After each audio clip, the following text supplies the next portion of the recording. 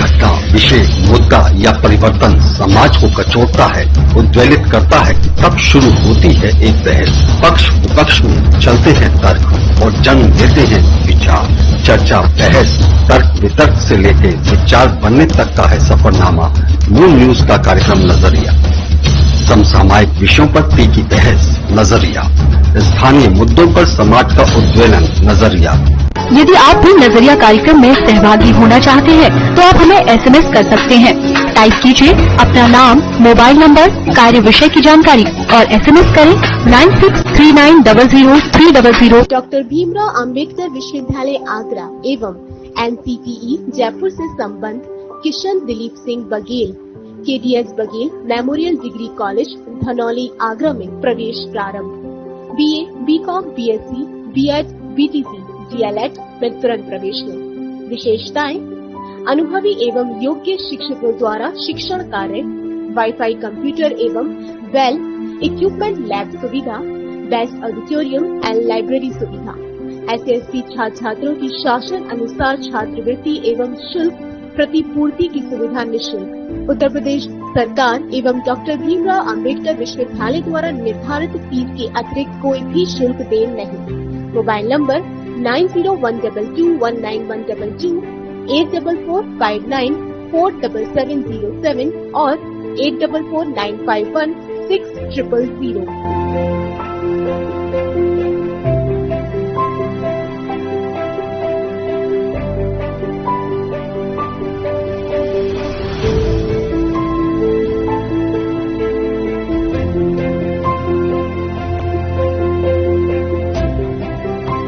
Unnati Group of Colleges. Admissions open 2020-21.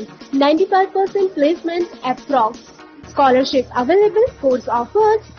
Approved by AICTE, NCTE, CCI. Affiliated to AKTU, BTE, Dr. Bhimrao Ambedkar University. Course offers. MBA General OBC 20,000 per year plus scholarship. SCST 8,200 per year plus scholarship.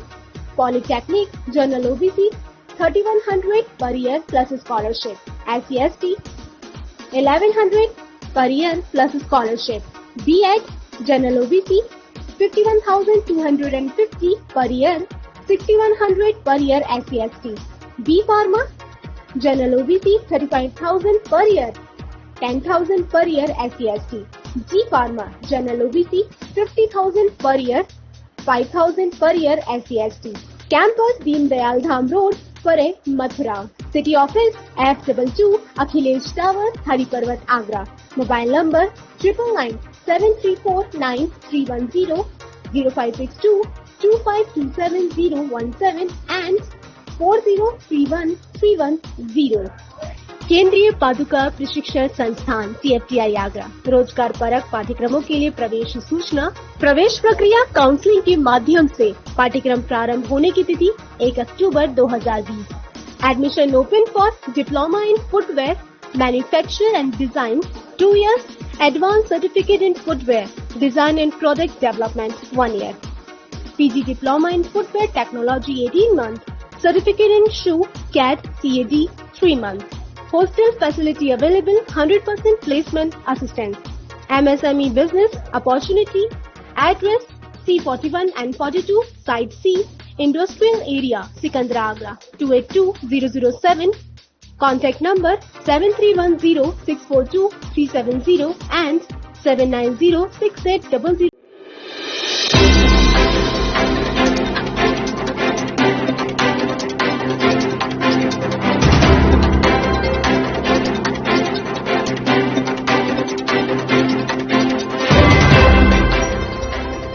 नमस्कार, आप देख रहे हैं moon prime time और मैं हूं आपके साथ अंजलि वर्मा। तो खबरों के सिलसिले को आगे बढ़ाते हुए नजर डालते दिन भर की खास खबरों। शनिवार को कोरोना के रिकॉर्ड तोड़ 87 नए मामले आए सामने। अब तक 1,30,530 लोगों के लिए जा चुके हैं सैंपल। 109 हुआ मौत का आंकड़ा। राम रघु हॉस्पिटल का मामला। कोरोना पॉजिटिव की रिपोर्ट नेगेटिव आने के बाद मरीज को नहीं किया डिस्चार्ज। हालत गंभीर होने पर बिना ऑक्सीजन के एम्बुलेंस में किया रेफर। हॉस्पिटल की लापरवाही के चलते मरीज की मौत। युवती से जिम में की गई बदतमीजी, सीसीटीवी कैमरे में तस्वीर हुई कैद। पुलिस ने मामला दर्ज कर आरोपी के खिलाफ कार्यवाही की शुरू। हर घंटे 3 से अधिक कोरोना संक्रमित मरीज आ रहे सामने। यही हाल रहा तो सरकारी सिस्टम भी कोरोना के सामने टेक सकता है घुटने। नहीं दिख रहा लोगों में कोरोना का डर, बिना मास्क लगाए घूमते नजर आ रहे लोग। शिक्षा मित्रों ने शिक्षक दिवस को शिक्षा क्रांति दिवस में मनाया। पहले विद्यालय में काली पट्टी बांधकर किया काम, फिर जिला प्रशासन को अपनी समस्याओं को लेकर सौंपा ज्ञापन। कोचिंग सेंटर में पढ़ा रहे शिक्षकों ने जिला प्रशासन को सौंपा ज्ञापन। कोचिंग सेंटर खोले जाने की उठाई मांग। कोचिंग सेंटर न खुलने के चलते आर्थिक तंगी की कही बात। थाना मदौला के हनुमान नगर के एक मकान में बड़े पैमाने पर मोबिल ऑयल बनाने का चल रहा था गोरख धंधा। पुलिस ने की छापेमार कार्यवाही, मौके से 5 लोगों को किया गिरफ्तार। सपा जिला महानगर की नई कमेटियों के गठन के बाद पार्टी कार्यालय पर पहली बार हुई बैठक में नए स्तर से बूथ कमेटियों को बनाने पर दिया गया जोर। 2022 में अखिलेश सरकार बनाने का भी लिया गया संकल्प। शहर में लगातार चली आ रही जलभराव की समस्या नहीं ले रही खत्म होने का नाम। बोदला रोड से दुष्यंत नगर में कई सालों से सड़क पर गहरे गड्ढे की वजह से लोग हैं जलभराव से त्रस्त। कर्मचारी के कोरोना पॉजिटिव होने के बाद शुकोहाबाद जिला संयुक्त चिकित्सालय की ओपीडी सेवा की गई बंद। सिरसागंज जसराना तहसील के 2 से 3 हजार मरीज प्रतिदिन आकर कराते हैं हॉस्पिटल में इलाज। हर घंटे 3 से अधिक कोरोना संक्रमित मरीज सामने आ रहे हैं। आलम यह है, पिछले 24 घंटों में 310 से ज्यादा मरीज पॉजिटिव पाए गए हैं। ये आंकड़े डर और दहशत से कहीं ज्यादा आगे जाते नजर आ रहे हैं। यदि यही हाल रहा तो सरकारी सिस्टम भी कोरोना के सामने घुटने ना टेकते। आगरा में लगातार बढ़ रहा कोरोना मरीजों का आंकड़ा डर व दहशत से आगे जाकर अब और ज्यादा खौफनाक दिखने लगा है। पिछले 4 दिनों की बात करें तो आगरा में 300 से ज्यादा मामले सामने आए हैं। लगातार जिस तरह से मामले आ रहे हैं उसको देख के औसतन हर घंटे 3 से ज्यादा मरीज आगरा में संक्रमित पाए जा रहे हैं। तेजी से बढ़ रहे ये आंकड़े अब प्रशासनिक व्यवस्थाओं को भी खोखला करते नजर आ रहे हैं। जहाँ शुरुआत में आगरा में कोरोना संक्रमित एक्टिव केस की संख्या 60 तक पहुँच गयी थी, तो वहीं ये आंकड़ा एक बार फिर से तेजी से ऊपर बढ़ते हुए 500 पार हो गया है। आगरा में इस समय 565 कोरोना संक्रमित मरीज हैं, जिनकी गिनती में तेजी से इजाफा हो रहा है। तो वहीं एसएन मेडिकल कॉलेज के बेड अब फुल होने की स्थिति में आ गए हैं। लिहाजा कोरोना संक्रमित मरीजों को प्राइवेट हॉस्पिटल का रुख करना पड़ रहा है। जिस तरह से अब प्राइवेट हॉस्पिटल लंबे चौड़े बिल थमा रहे हैं, हॉस्पिटल कैसे बीमारी का इलाज कर रहे हैं जिनका ना ही कोई पक्का इलाज है और ना ही कोई दवा, लेकिन बिल ऐसा आ रहा है जो लोगों को परेशान करने वाला है। अनलॉक के बाद जिस तरह से लोगों में कोरोना वायरस के प्रति दहशत खत्म हुई है, उसी का नतीजा है कि बाजारों में लगातार बढ़ती भीड़ कोरोना संक्रमित मरीजों का आंकड़ा भी बढ़ा रही है। औपचारिकता वश केवल आदेश जारी हो रहे हैं, लेकिन सड़कों पर ना ही पुलिस की कोई सख्ती है और ना ही बाजारों में दुकानदारों से लेकर ग्राहक तक कोरोना प्रोटोकॉल का पालन करते नजर आ रहे हैं। इसी का नतीजा है कि मिनट दर मिनट, घंटे दर घंटे लगातार तेजी से कोरोना संक्रमण का आंकड़ा भी बढ़ता जा रहा है। स्थितियों में सुधार नहीं हुआ तो आने वाले दिनों में सरकारी व्यवस्थाएं भी नाकाफी साबित होंगी और फिर इलाज के लिए लोगों की बढ़ रही दिक्कतें प्रशासनिक व्यवस्थाओं और मशीनरी को घेरने लगेंगी। कोचिंग सेंटर में पढ़ा रहे शिक्षकों ने लगातार बंदी के चलते अपनी खराब हो रही आर्थिक स्थिति का हवाला देते हुए जिला प्रशासन से कोचिंग सेंटर खोले जाने की अनुमति दिए जाने की मांग उठाई है। आगरा प्रोग्रेस टीचर एसोसिएशन के नाम से गठित की गई कमेटी के बैनर तले जिला मुख्यालय पहुंचे शिक्षकों ने अनलॉक की प्रक्रिया में कोचिंग सेंटर को भी शामिल किए जाने की मांग उठाई। लगभग 2.5 महीने के लॉकडाउन के बाद अनलॉक की अब चौथा चरण शुरू हो चुका है। अनलॉक के चौथे चरण में धीरे धीरे कर विभिन्न बाजार, दुकान, सरकारी दफ्तर व काफी सेवाओं को बहाल किया गया है। साथ ही स्कूल, कॉलेज खोले जाने के लिए भी संकेत दिए हैं, लेकिन कोचिंग सेंटर को लेकर अभी तक किसी भी तरह की कोई गाइडलाइन जारी नहीं हुई है, जिसके चलते कोचिंग सेंटर में पढ़ा रहे शिक्षक काफ़ी चिंता से जूझ रहे हैं। कोचिंग सेंटर के शिक्षकों ने मिलकर आगरा प्रोग्रेसिव टीचर एसोसिएशन नाम की संस्था का गठन किया है, जिसके बैनर तले वे जिला मुख्यालय पहुंचे और कोचिंग सेंटर शुरू किए जाने की मांग उठाई। इन शिक्षकों का कहना है कि पिछले 6 महीने से बंदी के कारण इनकी आर्थिक स्थिति बहुत खराब हो गई है, लिहाजा सरकार अब कोचिंग सेंटर की ओर भी ध्यान दे और इसके लिए गाइडलाइन जारी करे। अनलॉक 4 चालू हो गया है, जिसमें कई संस्थाओं को खोलने की परमिशन दे दी गई है सोशल डिस्टेंस को ध्यान रखते हुए। इसलिए हम चाहते हैं जितनी भी कोचिंग सेंटर्स हैं उनको भी खोलने की परमिशन दी जाए। कम से कम कोचिंग टीचर जो है परेशान है, कर्ज तले दब चुका है, बिल्डिंग के किराए में पड़ा रहा था, किराया चुका रहा है, इलेक्ट्रिसिटी बिल दे रहा है और कोचिंग बंद है। वो बेरोजगार है, वो परेशान है। हम चाहते हैं 10 बच्चों के सहित एक बैच में 10 बच्चे का परमिशन दी जाए जिलाधिकारी महोदय के द्वारा, और ये बात हमारी माननीय प्रधानमंत्री जी और मुख्यमंत्री तक पहुंचाई जाए। इसीलिए आज आपटा के सभी शिक्षक पदाधिकारी ज्ञापन देने के लिए आए हुए। गौरतलब है कि लॉकडाउन और फिर अनलॉक के बाद प्राइवेट स्कूल हो या फिर कोचिंग सेंटर, सभी जगह के शिक्षकों की स्थिति काफ़ी खराब है। जहां प्राइवेट संस्थानों व प्राइवेट स्कूलों के शिक्षक प्रबंधन की मजबूरी के चलते मुंह नहीं खोल पा रहे हैं, तो वहीं विभिन्न कोचिंग सेंटर के शिक्षकों ने अपनी वेदना अब सरकार के सामने रखी है और स्कूल व कोचिंग सेंटर शुरू किए जाने की मांग उठाई है। हालांकि इनका कहना है कि सरकार जिस तरह की भी गाइडलाइन जारी करेगी उसी के आधार पर वे अपने सेंटर को चालू करेंगे और कोरोना संक्रमण ना फैले इस बात का भी पूरा ध्यान रखते हुए अपने कार्य को करने की कोशिश करेंगे। शिक्षा मित्रों ने शिक्षक दिवस को शिक्षक क्रांति दिवस के रूप में मनाते हुए अपने विद्यालय में पहले काली पट्टी बांधकर काम किया, फिर जिला प्रशासन को अपनी समस्याओं का ज्ञापन सौंपा। कोरोना प्रोटोकॉल का पालन करते हुए जिला मुख्यालय पहुंचे शिक्षा मित्रों ने अपनी नियुक्ति के लिए गठित की गई कमेटी की जांच रिपोर्ट सार्वजनिक किए जाने की मांग उठाई। साथ ही शिक्षा मित्रों की सेवा अवधि बढ़ाने के साथ साथ एक सम्मानजनक वेतन दिए जाने की मांग भी उठाई। शिक्षा दिवस के अवसर पर शिक्षा मित्रों ने इस दिन को शिक्षक क्रांति दिवस के रूप में मनाते हुए जिला प्रशासन को ज्ञापन सौंपा। उन्होंने आरोप लगाया कि प्रदेश के प्राथमिक विद्यालयों की पिछले 2 दशकों में स्थिति सबसे ज्यादा खराब हुई है और जब से शिक्षा मित्रों को दी गई नौकरियां वापस ली गई हैं, उसके बाद तो हालात बहुत खराब हो गए हैं।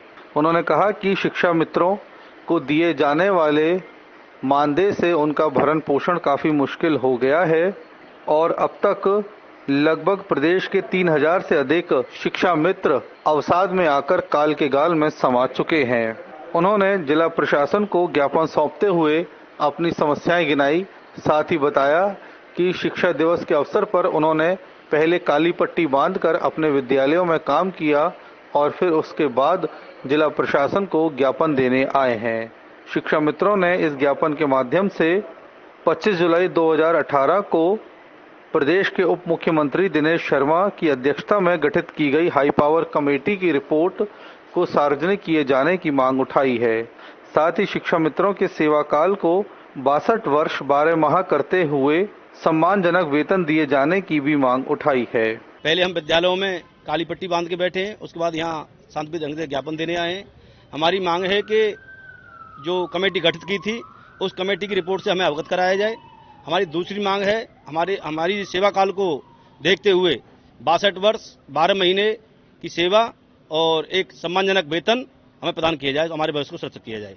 हमारी तीसरी मांग है कि नई शिक्षा नीति में शिक्षा मित्रों को प्री प्राइमरी में समायोजित किया जाए। चौथी मांग है हमारी महिला शिक्षा मित्र मूल विद्यालय वापसी से वंचित रह गई हैं, हमारे शिक्षा मित्र पुरुष रह गए हैं, उनको मूल विद्यालय में वापस किया जाए। हमारी छठवीं मांग है जो हमारे शिक्षा मित्र बहन है जिनकी शादी अन्य ब्लॉक जनपदों में हो गई है, उन्हें भी जो हस्तांतरण का लाभ दिया जाए। शिक्षा मित्रों का कहना है कि नई शिक्षा नीति के तहत शिक्षा मित्रों को 19 वर्षों के सेवा अनुभव को देखते हुए प्री प्राइमरी में समायोजित किया जाए। इसके अलावा प्रदेश के मृतक 3000 से अधिक शिक्षा मित्रों के परिवारों को आर्थिक सहायता भी दी जाए। साथ ही जिन महिला शिक्षा मित्रों की अन्य जनपदों व अन्य क्षेत्रों में विवाह हो चुके हैं उनको वहीं पर नियुक्ति दी जाए।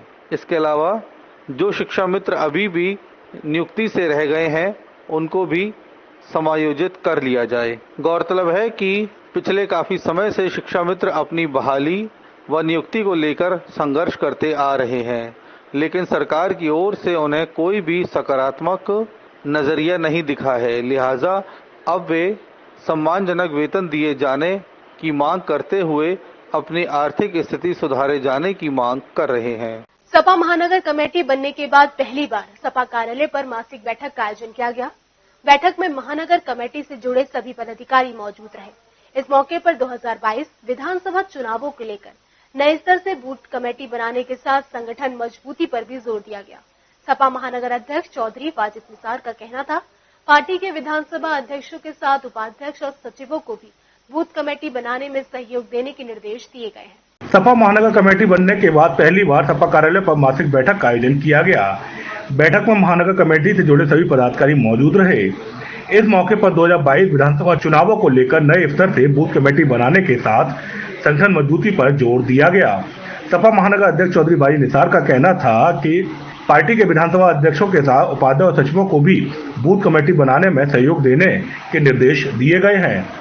श्री अखिलेश यादव जी का निर्देश है कि 2022 के लिए बूथ कमेटी को मजबूत करना है। दोबारा से हमें बूथ कमेटी बनानी है, क्योंकि 2019 में लोकसभा में बूथ कमेटी बनी थी। अब विधानसभा का इलेक्शन है, निर्देश है, वही काम आज हमने अपने पदाधिकारियों को बांटने का काम किया है कि कैसे आप अपने बूथ की कमेटियों को अपने विधानसभा में मजबूत करेंगे, कैसे वहां के प्रभावशाली समाज सेवी लोगों को जोड़कर बूथ कमेटी में लेकर बूथ कमेटी को बनाने का काम करेंगे, जिससे 2022 में क्षेत्र की जनता उस प्रभावशाली समाज सेवी आदमी की पार्टी के फेवर में वोट कर सके, वो लोग बूथ कमेटी में शामिल हो, जिससे समाजवादी पार्टी बूथ कमेटी तक जाके मजबूत हो। घर विजिट करने का भी एजेंडा तैयार किया गया है कि जो बूथ प्रभारी रहेंगे, जो अन्य पदाधिकारी हैं जो उस विधानसभा में रहते हैं या उस विधानसभा के बाहर भी हैं, अगर उन लोगों को वहाँ ज़रूरत है और उनके इन्फ्लुएंशियल वाले लोग वहाँ हैं तो उनको वहाँ जाके घर घर लोगों को विजिट करना है और हर तरह से पार्टी में जो लोग कहीं छूट गए हैं या कहीं थोड़ा सा असहाय फील कर रहे हैं या कहीं थोड़ा सा ऐसा लगता है, कभी कभार की कार्यकारिणी गठित हो जाती है तो कुछ लोग निराश होते हैं, कुछ लोगों को मिल जाता है, कुछ ऐसा होता है, तो उन सब लोगों को मान मनोबल के साथ हमें पार्टी कार्यक्रम में जोड़ना है और बूथ कमेटियों को पूरी तरह से, जब तक हम बूथ तैयार नहीं कर पाएंगे, बूथ पे यूथ नहीं रख पाएंगे, तब तक हम कभी विधानसभा या कोई बड़ा इलेक्शन जीतने की दावेदारी नहीं ठोक सकते। तो ये हम लोगों की रणनीति आज की रही। वहीं महानगर महामंत्री पवन दानोरिया से व्यापारी वर्ग के सपा से न जोड़ने के सवाल को लेकर पवन दानोरिया का कहना था कि सरकार में सबसे ज्यादा व्यापारी वर्ग ही त्रस्त और पीड़ित है। ऐसे में 2022 के चुनाव में व्यापारी वर्ग अखिलेश यादव की ओर उम्मीद भरी नजर से देख रहा है। हमारी शहर के जनता ने इन लोगों को जो चुना था और उन चुनने के बाद जो उन्होंने उनकी उम्मीदों पर खरे नहीं उतरे हैं, हम अपने जीत के सूत्र को, अपने जीत के मंत्र को वहीं से प्रारंभ करेंगे। और हमारा सबसे बड़ा मोटिव इस पार्टी से जो व्यापारी वर्ग को थोड़ा सा अछूत मानता है, मैं बिल्कुल इस बात को स्वीकार कर रहा हूं, क्योंकि मैं जनता के बीच रहता हूं। मेरे को ये जिम्मेदारी दी गई है, मैं एक व्यापार का पदाधिकारी था, व्यापारी वर्ग से हूं, तो लोगों को इस बात की पूरी लिबर्टी थी मुझसे कुछ भी कहें। मैं जानता हूं उनके मन में क्या है, बस अपने आप को बहुत ज़्यादा ठगा हुआ महसूस कर रहे हैं। हमें उनकी इसी भावना को उभारना है, इसी भावना को कैश करना है और हम जानते हैं 2022 का ये लक्ष्य हमारे आगरे के लिए बहुत आसान हो जाएगा। इस मौके पर 2022 के चुनाव में सभी पदाधिकारियों ने पार्टी संगठन को मजबूत कर अखिलेश यादव के नेतृत्व में सरकार बनाने का संकल्प भी लिया। थाना अहमदौला के हनुमान नगर के एक घर में बड़े पैमाने पर नकली मोबिल ऑयल बनाया जा रहा था। इस दौरान पुलिस ने जब यहां छापा मारा तो यहां भारी मात्रा में नकली मोबिल ऑयल सहित खाली मोबिल ऑयल भरने का सामान भी बरामद हुआ। थाना अहमदौला के हनुमान नगर में एक घर में बड़े पैमाने पर नकली मोबिल ऑयल बनाया जा रहा था। इस दौरान पुलिस ने जब यहां छापा मारा तो यहां भारी मात्रा में नकली मोबिल ऑयल सहित खाली मोबिल ऑयल भरने का सामान भी पुलिस ने बरामद कर लिया। सीओ छत्ता विकास जायसवाल का कहना था कि यहाँ कई नामी कंपनियों के फर्जी रैपर लगाकर नकली मोबिल ऑयल बनाने का गोरख धंधा पिछले काफी अरसे से चल रहा था। देखिए, थाना एतमाददौला क्षेत्र में हनुमान नगर में एक सूचना प्राप्त हुई कि कुछ लोग अवैध रूप से मोबिल ऑयल बना रहे हैं और उसकी पैकिंग करते हैं। तो उस सूचना पर थाना स्थानीय की पुलिस पहुंची और उसमें अभी कार्रवाई की जा रही है। पुलिस ने मौके पर 5 लोगों को गिरफ्तार किया है। पुलिस ने पकड़े गए माल को जब्त करने के साथ साथ आरोपियों के खिलाफ कार्यवाही भी शुरू कर दी। सपा जिला कमेटी बनने के बाद पहली बार सपा कार्यालय पर मासिक बैठक का आयोजन किया गया। बैठक में जिला कमेटी से जुड़े सभी पदाधिकारी मौजूद रहे। इस मौके पर 2022 विधानसभा चुनावों को लेकर नए स्तर से बूथ कमेटी बनाने के साथ संगठन मजबूती पर भी जोर दिया गया। सपा जिला अध्यक्ष रामगोपाल बघेल का कहना था, पार्टी के विधानसभा अध्यक्षों के साथ साथ उपाध्यक्ष और सचिवों को भी बूथ कमेटी बनाने में सहयोग देने के निर्देश दिए गए हैं। सपा जिला कमेटी बनने के बाद पहली बार सपा कार्यालय पर मासिक बैठक का आयोजन किया गया। बैठक में जिला कमेटी से जुड़े सभी पदाधिकारी मौजूद रहे। इस मौके पर 2022 विधानसभा चुनावों को लेकर नए स्तर से बूथ कमेटी बनाने के साथ साथ संगठन मजबूती पर भी जोर दिया गया। सपा जिला अध्यक्ष रामगोपाल बघेल का कहना था कि पार्टी के विधानसभा अध्यक्षों के साथ उपाध्यक्ष और सचिवों को भी बूथ कमेटी बनाने में सहयोग देने के निर्देश दिए गए हैं। और हमारे जिले के जिला उपाध्यक्ष स्वयं विधानसभा अध्यक्ष और जिला सचिव को लेकर के और मैं स्वयं भी बूथ पर पहुंच रहा हूं और बूथ पर जाकर हम सेक्टरों का बूथ का गठन कर रहे हैं और ईमानदारी के साथ ये गठन होगा और प्रत्येक कार्यकर्ता बहुत खुश है। 2022 के लिए तैयारी में लगे हुए हैं और ईमानदारी से गठन करके आगरा में हम से पहले पंचायत चुनाव भी होने हैं, उसके लिए क्या रणनीति है? देखिए, जब हमारा बूथ का कार्यकर्ता ईमानदारी से गठन हो जाएगा और ईमानदारी से हमारा गठन करके बूथ का कार्यकर्ता काम करेगा तो पंचायत चुनाव में भी बड़ी लीड से। वहीं जिला उपाध्यक्ष हरेंद्र सिंह तोमर का कहना था कि मौजूदा सरकार में किसानों, मजदूरों, गरीबों के साथ सभी वर्ग त्रस्त है और ऐसे में 2022 के चुनावों में यह सभी अखिलेश यादव की ओर उम्मीद भरी नजरों से देख रहे हैं। हम लोगों की आज ये मासिक बैठक समाजवादी पार्टी कार्यालय पर हुई है। इसमें बूथ कमेटियों को मजबूत करना है हम लोगों को और माननीय अखिलेश जी के हाथ मजबूत करने हैं। हर बूथ पर जाकर के हमारे सभी विधानसभा अध्यक्ष, हम लोग सभी, हमको ग्रामीण विधानसभा का मुझे प्रभारी बनाया गया है, मैं जिला उपाध्यक्ष भी हूँ और हम जा करके सारे बूथों के कमेटियाँ बना रहे हैं। सह प्रभारी, प्रभारी सब बना करके हम पूरा अध्यक्ष जी के हैंडओवर करेंगे, वो वहाँ से प्रदेश अध्यक्ष जी के लिए भेजेंगे। पंचायत चुनाव भी नजदीक है, उसे लेकर अब क्या योजना, क्या रणनीति रहेगी? पंचायत चुनाव नजदीक है। पंचायत चुनाव के लिए जितने लोग अपने लड़ेंगे उनकी हम पूरी दिल से मदद करेंगे, तन मन धन से उनके साथ रहेंगे, पूरा सहयोग करेंगे, पार्टी सहयोग करेगी और जो पार्टी के कार्यकर्ता हैं हम उनके साथ कंधे से कंधा मिलाकर कार्य करेंगे। इस मौके पर 2022 के चुनावों में सभी पदाधिकारियों ने पार्टी संगठन को मजबूत कर अखिलेश यादव के नेतृत्व में सरकार बनाने का संकल्प भी लिया। एमजी रोड स्थित राम रघु हॉस्पिटल में कोरोना पॉजिटिव की रिपोर्ट नेगेटिव आने के बाद भी मरीज को डिस्चार्ज नहीं किया गया। इस दौरान मरीज की हालत गंभीर होने पर बिना ऑक्सीजन की एम्बुलेंस में ही उसे रेफर कर दिया गया। लापरवाही के चलते मरीज की मौत हो गई, जिसके बाद परिजनों ने हंगामा किया। कोरोना संक्रमित सेवानिवृत्त सीओ की एमजी रोड स्थित राम रघु हॉस्पिटल में शुक्रवार शाम को मौत हो गई। स्वजनों का आरोप है कि अस्पताल ऑक्सीजन सिलेंडर मुहैया नहीं करा सका। हंगामा करते स्वजनों को पुलिस ने समझाया, शांत कराया। उन्होंने अस्पताल प्रबंधन के खिलाफ तहरीर दी। मेरा नाम डॉक्टर भूप पारासर है और मेरे दादाजी पिछले 16 तारीख से इसी हॉस्पिटल में कोरोना पॉजिटिव थे। कल उनकी रिपोर्ट नेगेटिव आई। नेगेटिव रिपोर्ट आने के बाद इन्होंने बोला कि हम कोरोना हॉस्पिटल है, आप दूसरे हॉस्पिटल में एडमिट कर दीजिए। हम दूसरे हॉस्पिटल में लेके जा रहे थे तो वो नीचे से लेके आए ऑक्सीजन के साथ व्हील चेयर पे। सदर क्षेत्र के मधु नगर निवासी सेवानिवृत्त सीओ रामभजन शर्मा को सांस लेने में तकलीफ होने पर गत 15 अगस्त को राम रघु हॉस्पिटल में भर्ती कराया गया था। यहां कोरोना टेस्ट कराने पर उनकी रिपोर्ट पॉजिटिव आई। शुक्रवार को अस्पताल प्रबंधन ने उनकी रिपोर्ट नेगेटिव बताई। उनके पुत्र सुनील कुमार ने बताया कि पिता को ऑक्सीजन की ज्यादा जरूरत बताते हुए दूसरे अस्पताल में शिफ्ट करने के लिए कहा गया। ऊपर आते आते जब ग्राउंड फ्लोर पे आए तो उन्होंने वहाँ पे आते आते सिलेंडर, ऑक्सीजन सिलेंडर है जो वो खत्म हो गया। उसके बाद दूसरा सिलेंडर लेके आए, वो भी खत्म था। तीसरा लाए, वो भी खत्म था। चौथा लाए, 10 सिलेंडर लेके आए, सब खत्म थे।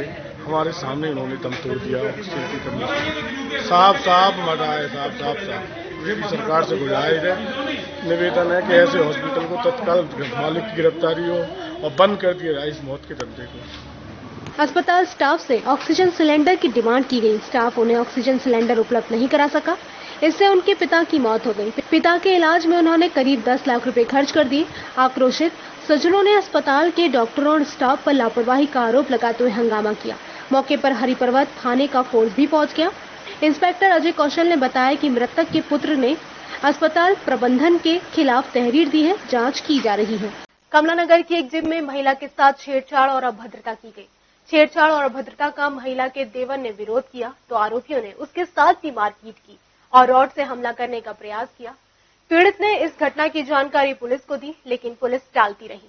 लेकिन जैसे ही मामला सुर्खियों में आया और पुलिस को पता चला कि पीड़ित महिला वायुसेना के अधिकारी के रिश्तेदार है, तब जाकर पुलिस हरकत में आई। पुलिस ने पीड़ित महिला की तहरीर पर कार्यवाही की और छेड़छाड़ करने वाले युवक को गिरफ्तार कर लिया।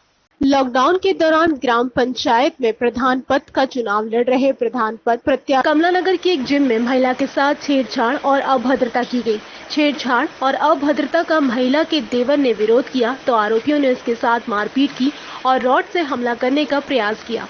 पीड़ित ने इस घटना की जानकारी पुलिस को दी, लेकिन पुलिस टहलाती रही। लेकिन जैसे ही मामला सुर्खियों में आया और पुलिस को पता चला कि पीड़ित महिला वायुसेना के अधिकारी की रिश्तेदार है, तब जाकर पुलिस हरकत में आई। पुलिस ने पीड़ित महिला की तहरीर पर कार्यवाही की और छेड़छाड़ करने वाले युवकों को गिरफ्तार किया। नायकी मंडी क्षेत्र की महिला पति और देवर के साथ कमलानगर स्थित जिम में आती है।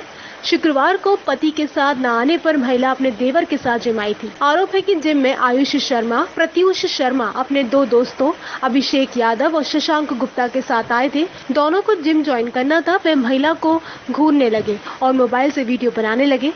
इसका पता चलने पर महिला ने विरोध किया, मगर आरोपी युवक महिला से उलझ गए। इस पर महिला का देवर आ गया। वह युवकों से मना करने लगा, उल्टा महिला को ही जिम नहीं आने की नसीहत तक दे डाली। युवकों ने महिला के देवर की पिटाई भी कर दी और धमकी देकर चले गए। 30 मिनट बाद दोबारा आए। उनके साथ 6 दोस्त और थे। सभी महिला और देवर से विवाद करने लगे। इससे हंगामा हो गया। जिम संचालक ने उन्हें शांत किया।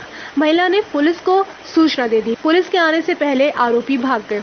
महिला के साथ अभद्रता का ये पूरा मामला जिम में लगे सीसीटीवी कैमरे में कैद हो गया। पीड़ित ने कमलानगर थाने में तहरीर दी, लेकिन पुलिस ने मुकदमा दर्ज नहीं किया। इसके बाद पीड़ित ने पुलिस के एक वरिष्ठ अधिकारी को पूरी घटना की जानकारी दी और अपने आप को वायुसेना अध्यक्ष का रिश्तेदार बताया, जिसके बाद पुलिस हरकत में आई।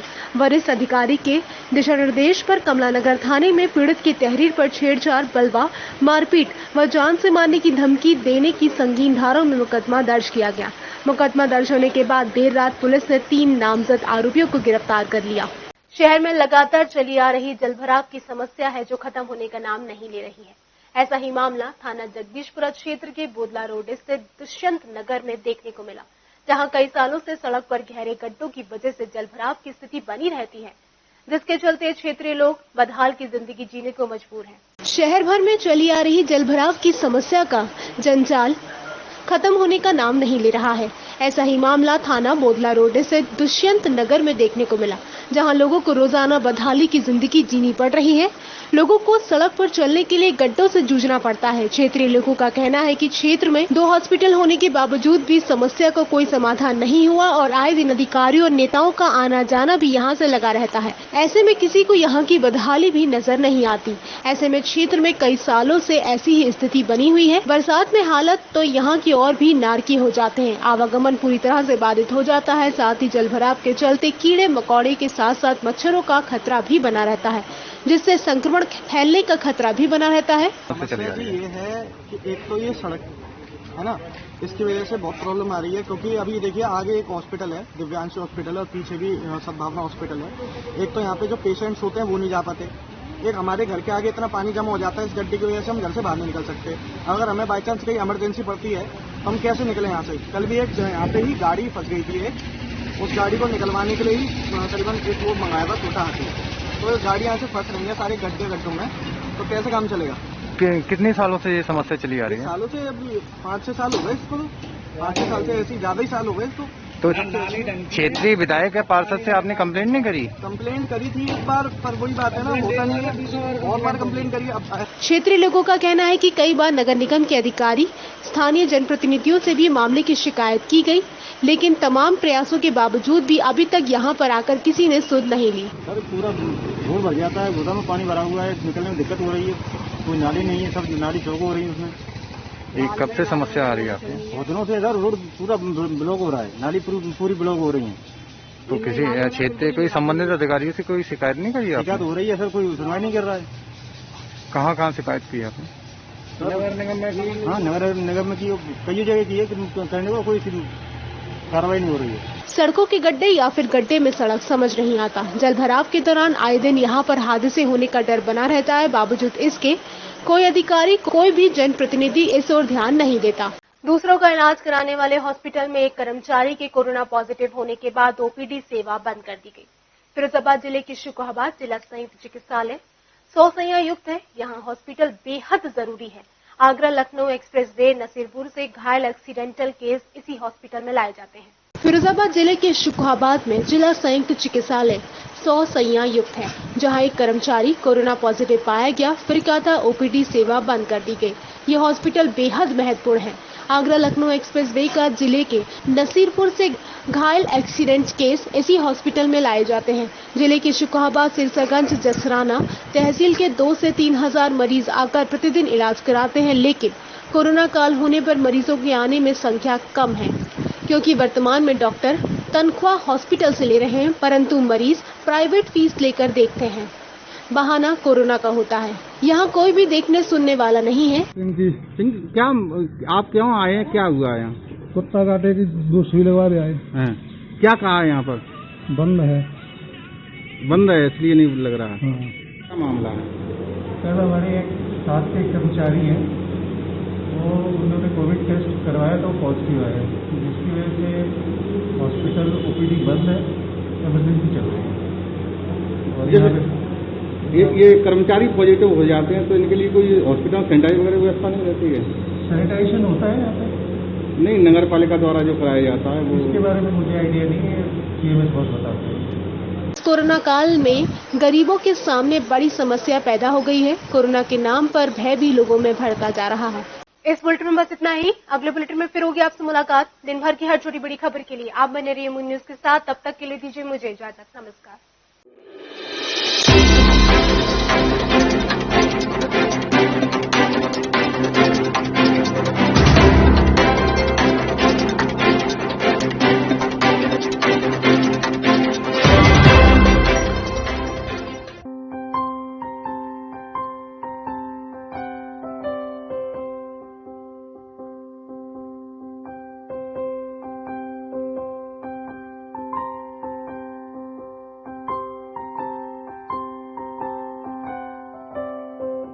जब भी कोई घटना, विषय, मुद्दा या परिवर्तन समाज को कचोटता है, उद्वेलित करता है, तब शुरू होती है एक बहस। पक्ष विपक्ष में चलते हैं तर्क और जन्म लेते हैं विचार। चर्चा, बहस, तर्क वितर्क से लेकर विचार बनने तक का है सफरनामा मून न्यूज का कार्यक्रम नजरिया। समसामयिक विषयों पर तीखी बहस, नजरिया। स्थानीय मुद्दों पर समाज का उद्वेलन, नजरिया।